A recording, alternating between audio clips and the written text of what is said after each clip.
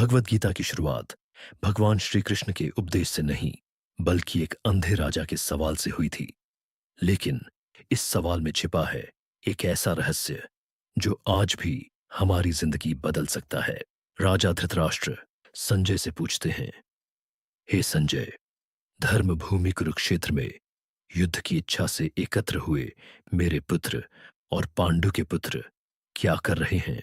पहली नजर में यह एक साधारण प्रश्न लगता है, लेकिन अगर ध्यान से देखें तो धृतराष्ट्र कहते हैं, मामका यानी मेरे पुत्र और पांडवा यानी पांडु के पुत्र। उन्होंने दोनों को एक परिवार नहीं माना। यहीं से उनका मोह, पक्षपात और अहंकार दिखाई देता है।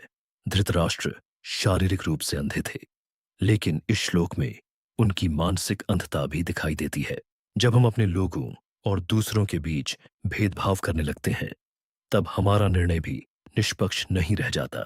मान लीजिए, किसी कंपनी में एक मैनेजर अपने रिश्तेदार को हमेशा सही मानता है, भले ही गलती उसी की हो, और बाकी कर्मचारियों को अलग नजर से देखता है।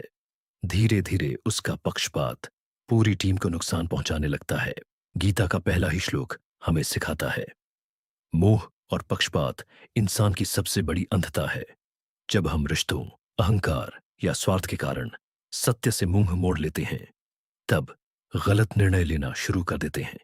क्या आपको लगता है कि धृतराष्ट्र की सबसे बड़ी गलती उनका पुत्र मोह था? कमेंट में हाँ या नहीं जरूर लिखें। और गीता के अगले श्लोक का रहस्य जानने के लिए चैनल को फॉलो करना मत भूलिए।